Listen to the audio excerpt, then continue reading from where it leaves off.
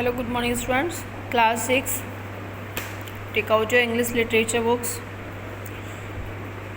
Today we are going to start a new topic. Chapter 5 Stopping by woods on a snowy evening.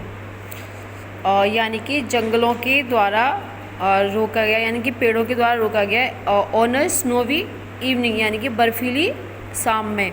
तो देखिए ये जो chapter है आपका लिखा गया है रॉबर्ट फ्रॉस्ट के द्वारा। रॉबर्ट फ्रॉस्ट एक अमेरिकन कवि हैं जिनके द्वारा ये जो चैप्टर है आपका लिखा गया है। ये आपको 8 लाइन्स की पोइम करनी है आपकी नोटबुक में, और एक पोइम आपको एग्ज़ाम्स के लिए लर्न भी करनी है। So let's begin the chapter. Whose woods these are, I think I know, his house is in the village, though he will not see me stopping here to watch his boats fill up with snow। तो यहाँ पे जो speaker है वो कहते हैं whose woods these are, ये किसके जंगल हैं। I think I know, मुझे लगता है, मुझे पता है। his house is in the village, यानी कि उसका घर इस गांव में है। he will not see me stopping here, वह मुझे यहाँ रुकता हुआ नहीं देखेगा। To watch his woods fill up the with snow, यानी कि उसकी जो जंगल हैं वो बर्फ़ से भरे हुए हैं, बर्फ़ से ढके हुए हैं। वह मुझे नहीं देख सकता यहाँ पर खड़े होकर उसके जंगलों को देखते हुए।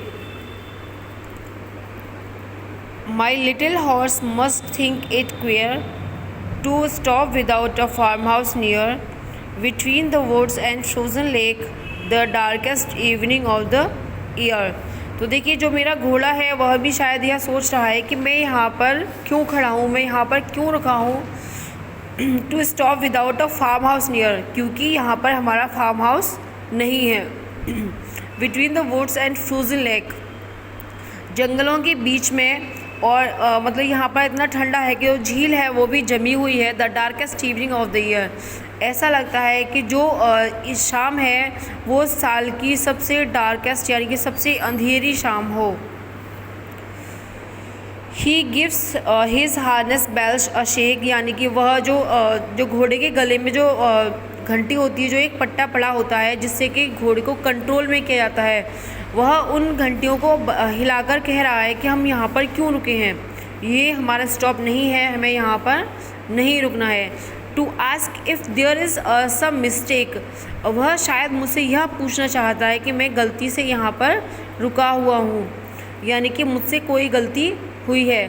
The only other sounds the SVEEP और ईजी विंड एंड डॉनी फ्लैक, यहाँ पर सिर्फ जो हवा है वो हल्की सी हवा है, बाकी सारी चीज़ें आइस की वजह से जमी हुई हैं, यानी कि सिर्फ यहाँ पे हल्की सी हवा को महसूस किया जा सकता है।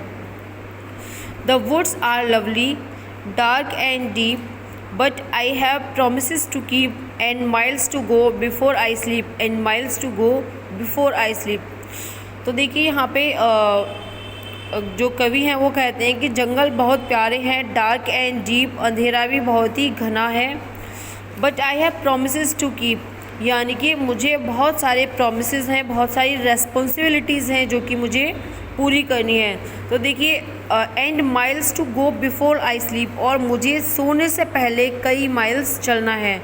यहाँ पे मील चलने से मतलब अपनी रेस्पॉन्सिबिलिटीज़ को पूरी करने से है कि मुझे अपनी मृत्यु से पूर्व बहुत सारी जिम्मेदारियां हैं जो कि पूरी करनी है, बहुत सारे प्रॉमिसेस हैं जो कि मुझे अपने फैमिली मेम्बर और रिलेटिव से मैंने जो किए हैं मुझे वो पूरे करने हैं। ये जो चैप्टर है आपका डबल मीनिंग जो पोएम है वो ये है रेस्पॉन्सिबिलिटी और डिज़ायर, यानी कि आदमी की इच्छाएं कुछ और होती हैं और जिम्मेदारियां अलग होती हैं।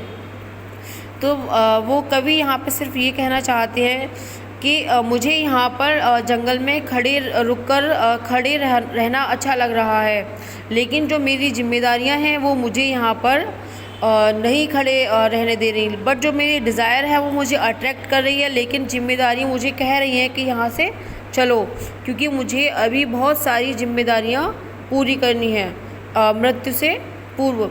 तो यहाँ पर जो कवि हैं उनको मृत्यु से डर है और अपनी जिम्मेदारियों को पूरा करने का बोझ है। ठीक है, आई होप आपको चैप्टर समझ में आ गया होगा।